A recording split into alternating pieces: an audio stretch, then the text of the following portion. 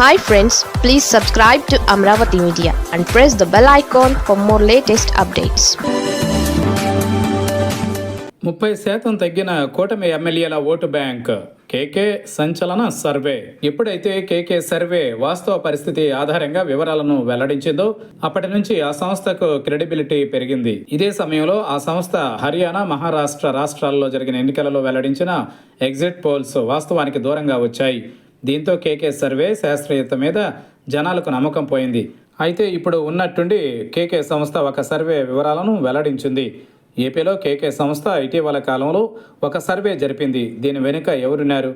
ఇలాంటి ప్రయత్నం ఎందుకు చేశారు? అసలు ఇప్పటికిప్పుడు సర్వే నిర్వహించాల్సిన అవసరం ఎందుకు వచ్చింది అనే ప్రశ్నలను పక్కన పెడితే కేకే సంస్థ తను చేసిన సర్వే వివరాలను వెల్లడించింది.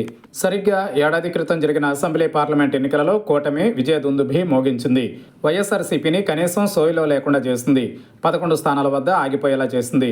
అంత భారీ విజయం సాధించిన నేపథ్యంలో సహజంగానే కూటమి ప్రభుత్వంపై అంచనాలు ఏర్పడ్డాయి. ఎన్నికల సమయంలో ఇచ్చిన హామీలను అమలు చేయడంలో కూటమి నేతలు ఇబ్బంది పడుతున్నట్టుగా తెలుస్తోంది. ప్రజలలో వస్తున్న ఆగ్రహాన్ని గమనించిన కూటమి ప్రభుత్వం నెమ్మదిగా ఇచ్చిన హామీలను అమలు చేయడానికి ప్రయత్నాలు చేస్తోంది. ఇక అధికారంలోకి వచ్చి ఏడాది పూర్తయిన నేపథ్యంలో కేకే సర్వే ఆంధ్రప్రదేశ్ రాష్ట్ర వ్యాప్తంగా వివిధ నియోజకవర్గాలను తిరిగింది. ఈ నియోజకవర్గాలలో తమకు ఎదురైన అనుభవాలు, ప్రజల మనోభావాలను క్రోడీకరించుకొని కీలకమైన ఫలితాలను వెల్లడించింది. కేకే సర్వే వెల్లడించిన వివరాల ప్రకారం ఆంధ్రప్రదేశ్లో దాదాపు కూటమి ఎమ్మెల్యేల ఓటు బ్యాంక్ 30% తగ్గిందని తెలుస్తోంది.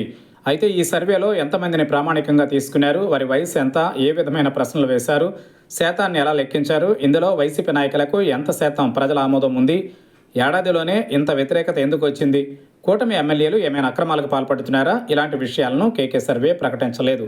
దీంతో మరోసారి కేకే సర్వేపై చర్చ జరుగుతోంది.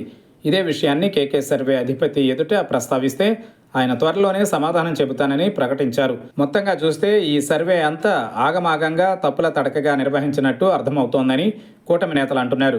ఇంకా మాకు 4 సంవత్సరాల పాటు పరిపాలనా కాలం ఉందని, ప్రజల అండదండలు కూడా మాకే ఉన్నాయని కూటమి ఎమ్మెల్యేలు పేర్కొంటున్నారు. ప్రజల ఆమోదం కూడా తమకే ఉందని వివరిస్తున్నారు.